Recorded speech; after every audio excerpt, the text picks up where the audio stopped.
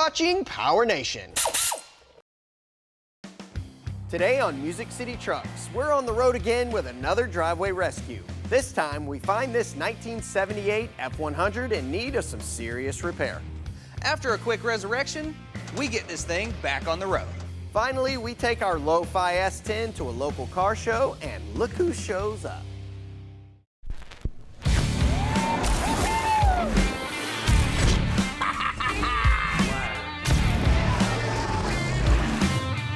This has got to be the most iconic design.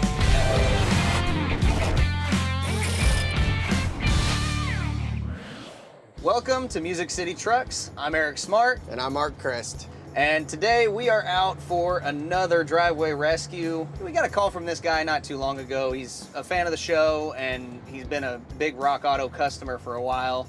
And he got himself in a little bit too deep on his truck and he just needs a little bit of help. So, you know, we picked some stuff up from Rock Auto and we're gonna go give him a hand. What kind of truck is it?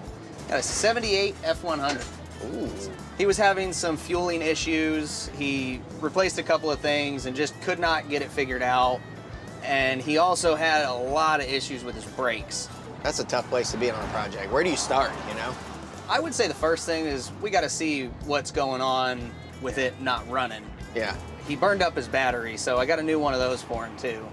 He said that it'll crank over all day long, but it won't fire. So I'm willing to bet clogged up fuel lines or a bad fuel pump or something like that. Well, that's awesome. 78 Ford, and they got all this stuff, huh? Oh yeah. So it's like a 45-year-old truck. Yeah, after I put in the order, they shipped all the parts the next day and they're already here. That's awesome. There it is. Ah, look at that. It's got a real nice patina on it. They don't paint trucks those colors anymore. Nah. All right, well, let's take a look at this thing. Wow, that is awesome. Looks like a pretty original truck. Looks like it's been modified. Somebody put some wide aluminum wheels on it, as they would have probably in the 80s, I'm guessing. I mean, it really, for what it is, it doesn't look all that bad. You know, it appears to be mostly original paint. Fuel tank's in the bed, so I guess that's what the guy meant when he said he started to take it apart. Oh, now that was a 351 Cleveland.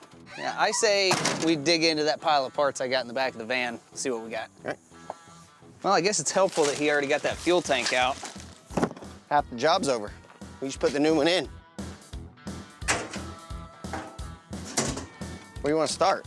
Put a battery in it and turn it over and see what happens? Yeah. Let's see if it turns over any better. Go ahead and fire it off. That's a good start. All right, so we know it cranks over good, and that's awesome. Now, before we go ahead and put the new tank and everything else in, we gotta make sure that this fuel pump's actually working. You know, looking at it, it looks pretty good and it should be fine, but we got this glass bottle here, and that gives me an idea. We got a bottle full of gas and a screwdriver. Let's see what happens. So now, we're gonna take this bottle full of gas, we're gonna stick this feed line right in here. So now, let's crank it up. Okay, try it. Oh, okay. All right, there we go. Looks like your soda bottle's still full. Needs a fuel pump. Oh, God.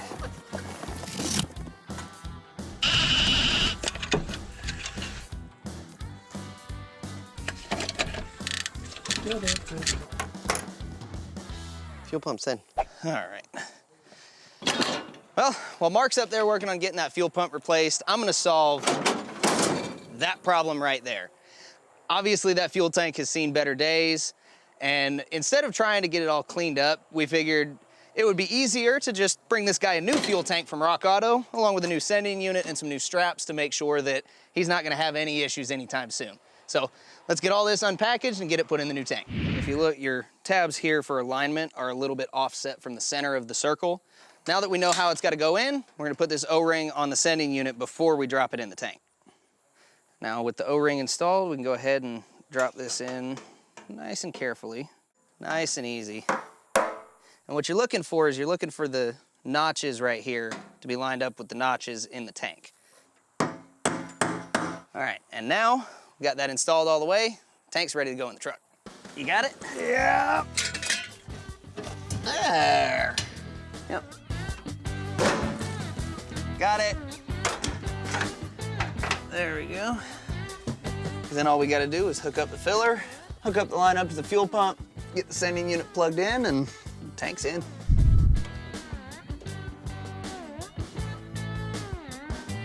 This is always the fun part.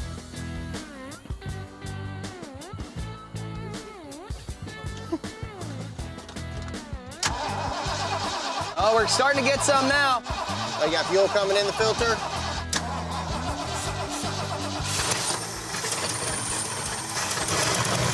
There she goes.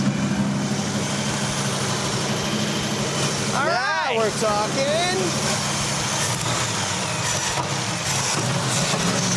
Whoa.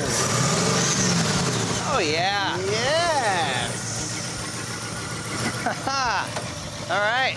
That sounds pretty good to me. I don't want to shut it off. All right. Yeah. Well, we got this thing running, presumably driving. We just gotta get it to stop. Those are the brakes. Coming up next, we wrap up this driveway rescue on this 78 F100. All right, well, it stopped itself in the driveway, so now we gotta see how it does on the road. Fuel gauge works, oil pressure's good.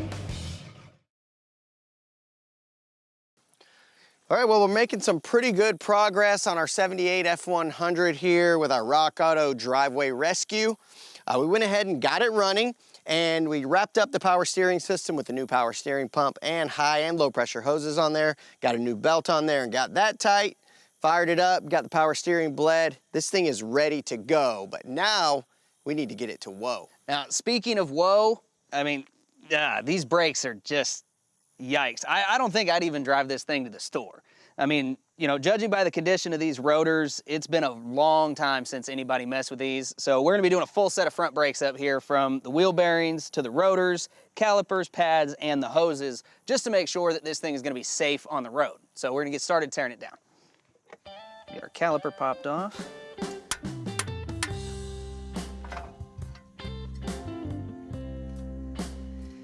Rest that right there for now.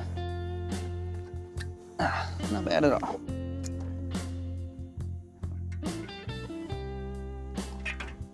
All right. Well, that spindle looks pretty good, so we're gonna go ahead and see what we got for replacement parts. All right, so like I said before, we're gonna be doing a full set of front brakes on here. So we've got a new caliper, hose, pads, new clip for the hose, and all the hardware and everything that we're gonna need to get this front end pretty much brand new, at least on the brakes.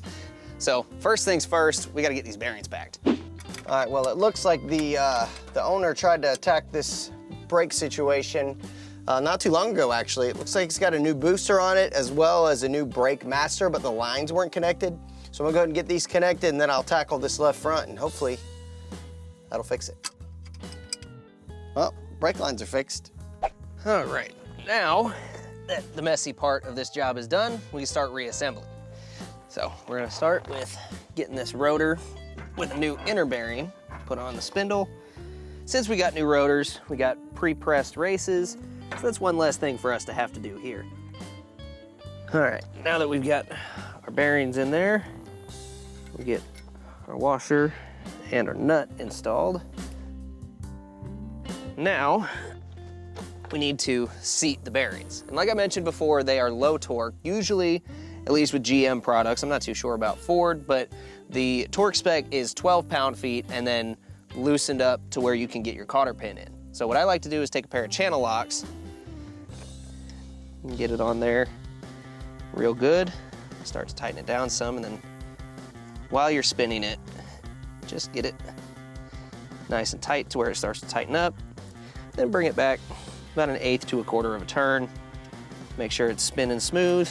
Then we can adjust it from there once we get this cap and the cotter pin back in. A few gentle taps. Now we can move on to replacing the caliper and the hose.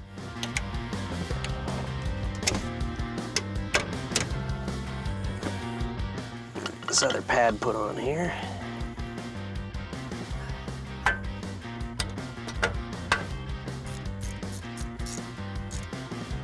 Now, we got everything buttoned up on here, so all that's left to do is just bleed these front brakes and this thing should be back on the road. All right, we just need to bleed this last wheel.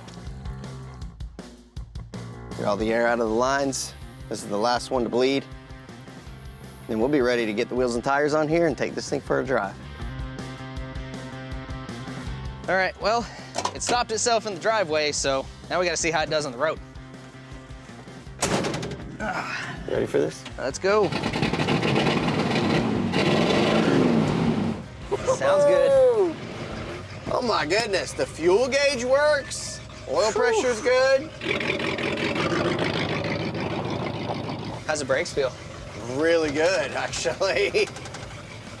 I think running it around his farm here, it'll at least do that for right now. Yeah. I think we got him off to a good start.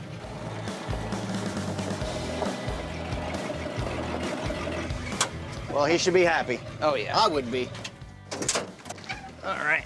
Well, I mean, I don't know about you, but I think it's pretty safe to say that we could put him back in this thing and he can at least get a bunch of farm chores done. Absolutely, and then hopefully be motivated to get back on it and fix it up the rest of the way on his own, and we were gonna leave him a bunch of parts, right? Yeah, we got a whole bunch of stuff we're gonna leave here so that he can keep working on this thing by himself. And speaking of motivation, that's one of the best things about Rock Auto is everybody loves these magnets. I was looking through the boxes and just happened to find this, another F100. So I'm gonna leave this here for him, and hopefully that'll keep him rolling on this. Let's get out of here. Next up, we finally take our S10 out for its first drive and see how we did. Doesn't ride all that bad, actually. Well, I mean, I got it on the road. Yeah. Doesn't ride all that bad, actually. No, I mean, you think mini truck, you think it's like, oh, drivability is just like, but it's not bad. I mean, it still runs good. We didn't mess with anything under the hood, so we're safe there. Bags are working great. Sound system is awesome.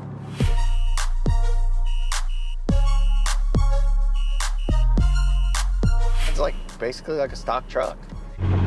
Having it at ride height, it's really not that much lower, I don't think, than stock. Yeah. Right, and the bags are very forgiving. You know, like air suspensions typically has a good ride quality. When you came on board, we were working on the square body, which I know you loved. Oh, yeah. And then you found out, oh, by the way, we're doing a mini truck. How'd you feel about that? Just off the bat, be honest. I mean, I was a little surprised. You know, this definitely isn't my style. I do like S10s just because they're good, reliable old trucks. But I've always seen them more as beaters than something to build. But I'm pretty surprised by this one. You know, like I said, not my style, but now that I've built it, been around mini truckers, I can definitely appreciate the builds and the community a lot more. You know, we've met some of the nicest people along the way. You know, Ben helping us out, Ben Osborne, Joey at the Outlaw Garage. You know, I mean, it's just like everybody's wanting to help each other out. It wasn't just, help with finding parts and stuff like that. It was advice too on how to do this, because neither of us has ever built a mini truck before. Right. So it was really nice to have people who have been doing this for a while, offering up their expertise and tips and tricks and everything on how to do this the right way. Like Ben came in and dove in and helped us actually physically do work on the truck. Yeah, It just says a lot for that community. Now we're at the end, looking back. What are the boxes you have to check? It has to be slammed. Lay frame. You have to, it's gotta be low. That's the drive shaft. Real mini truck stuff. Oops. What about the sound system? This is one of the most intricate systems I've ever seen, and definitely one of the best sounding, especially for the fact that it's only a 6-speaker system. I would never have expected this kind of sound quality or just the loudness of it. And the bass, it'll make your nose itch for sure. I think the seat upgrades, along with the other interior trim pieces that we got from TMI, nice upgrades. Oh yeah, and then also with the fabric they sent us, so that all the rest of the upholstery that was done is tied in along with the seats. Yeah, I like these Cruiser Collection seats. It's a nice entry level, low back, sporty, narrow bucket that fits in here just fine, so it could fit in just about anything, really. Well, I guess now all that's left is to bid this thing a farewell, but before we go, we wanted you to know that Summit Racing has everything you need to build a truck like this. So if you just have an old S10 like this or a different type of mini truck laying around that you want to build, you can go to Summit and you can click, one part number to get everything you need to build a truck like this. They've got the full notch for the frame. They've got the full ride-tech system if you want to go the full bolt-in route. Summit really prides themselves on having lots of different parts for different types of builds, and they put all of those together into what they call a parts combo, and that's what they've got for our truck. They've also got it for other PowerNation builds, for Music City truck builds, like the Fogai and the Suburban, but also for other builds on other PowerNation shows like Engine Power, Carcass, and Detroit Muscle. What's nice about that is it takes all the guesswork out, so if you're unsure about which parts to buy, well, you can just go check out the list. It's got everything right there for you with one click. So if you like this truck or the other trucks we built on this show, or any of the cars or trucks that you've seen on the other PowerNation shows, make sure you head over to Summit Racing and check it out and see about building one all for yourself.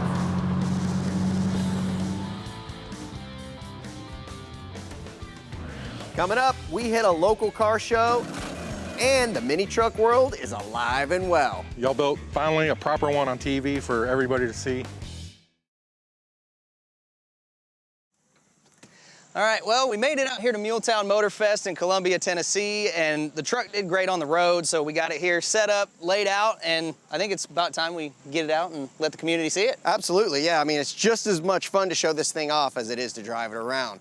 There's a lot of great trucks out here. I think this thing's in good company. There's a lot of mini trucks, see a lot of big trucks bagged. There's a lot of other really nice cars and trucks here. Joey from the Outlaw Garage is here. They've got a full setup here behind us. I think we just need to walk around and check everything out. What do you think? Yeah, let's go.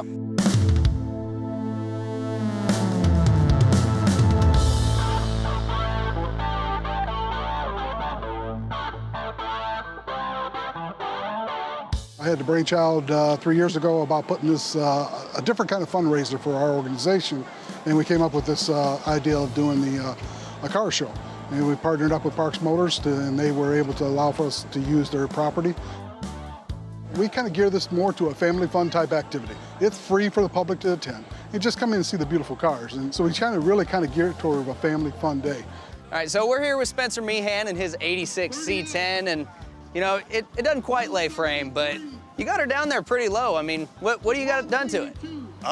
It's just airbagged and C-notched the back and cut the cups in the front to get it that low. Do you got a full clear coat on the whole thing, keep that patina looking good? That's actually just original lacquer polished. You really can't argue with a square body no matter what you do with it. Tell us about your build. Okay, it's a 2000 S10.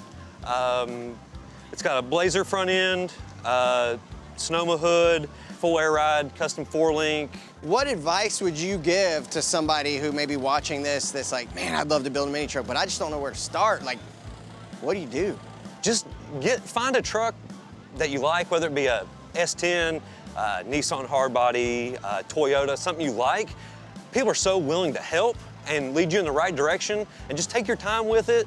Do it right the first time, because it costs more to do it twice than do it right the first time. Yeah. Y'all did good.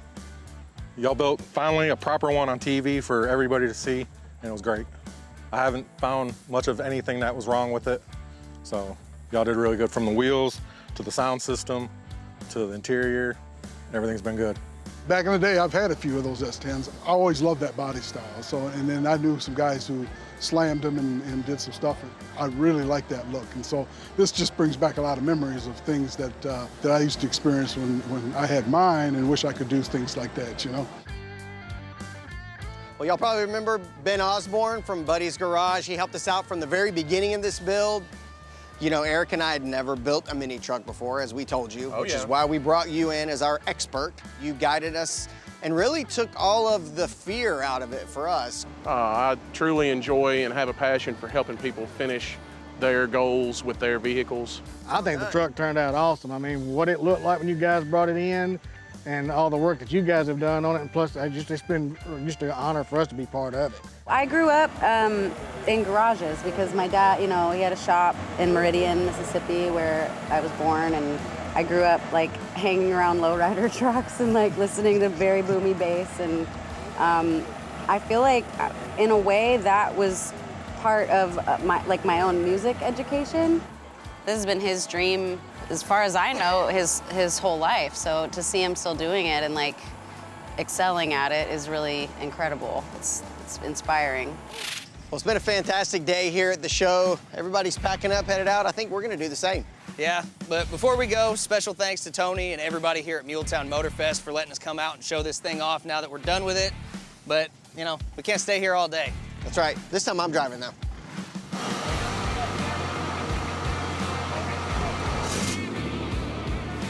Yeah. Right out in style. Let's go.